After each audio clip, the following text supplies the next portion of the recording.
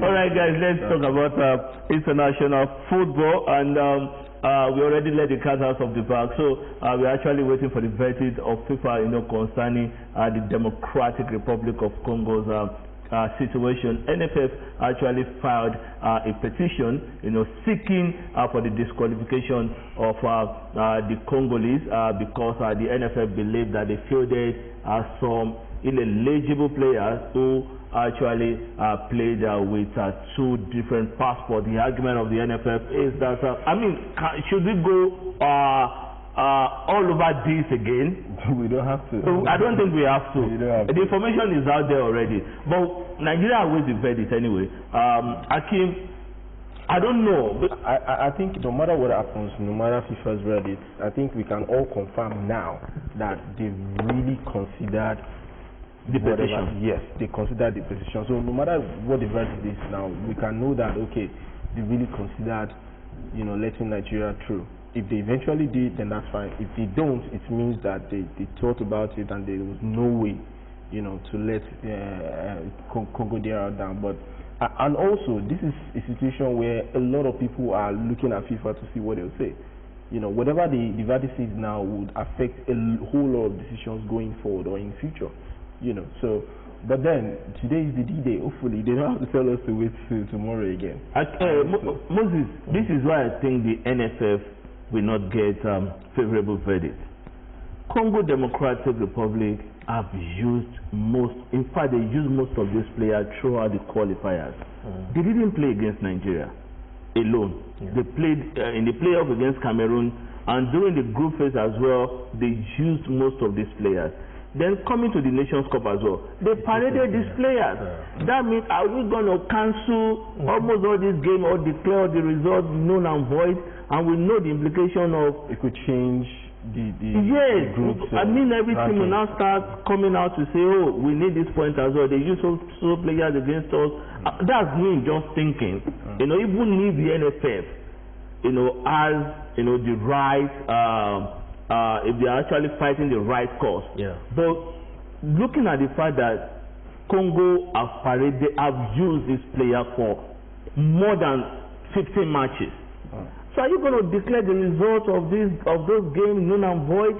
Well, the odds are against Nigeria, sincerely. I feel it's 90-10. I wouldn't want to go into the technicalities. I recall that when these arose, we spoke a lot extensively about the technicalities. So now everybody is waiting on FIFA. I'm not even sure. And for Akim, I think Akim is not safe today because FIFA is not safe. You are not safe. You could just hold on for me. You are not safe either.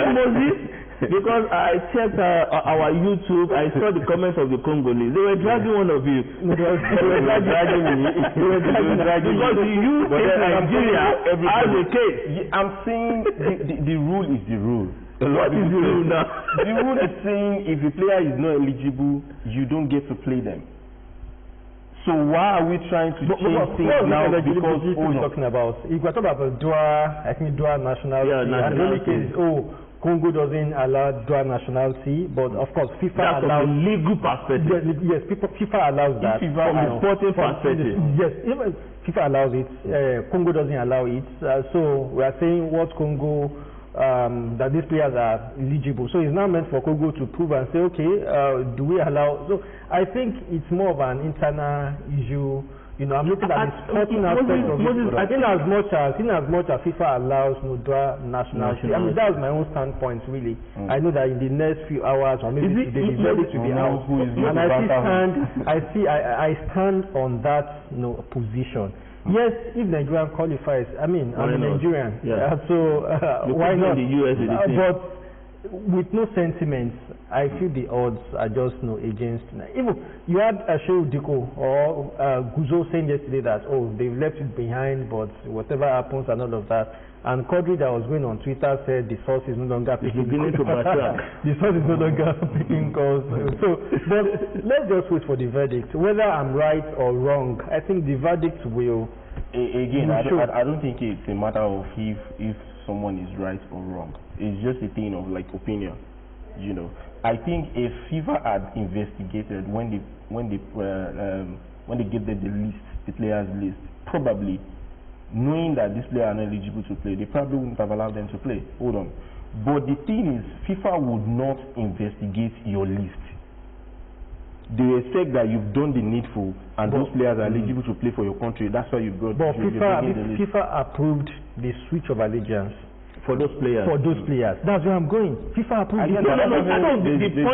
The NFS are trying to say the Congolese officials deceived FIFA. Yes, to clear these players. So they believe the process was actually fraudulent. Yes. Okay. Well, does that make sense or not? I'm just trying to provide the context for you guys. Exactly. That's why if Nigeria goes, it doesn't mean that you're wrong. You have your opinion.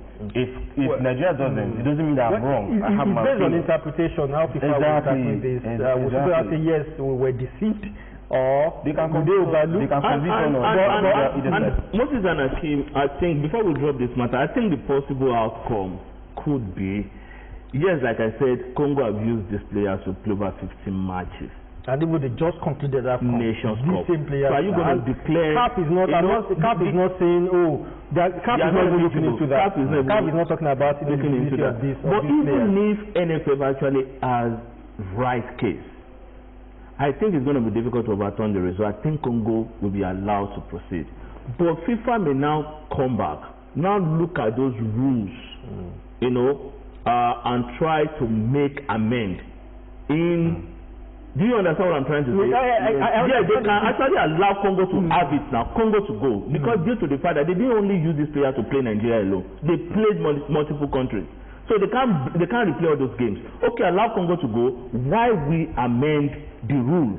Or why we look at the loopholes that what would they be amending now? Because FIFA recognizes dual nationality.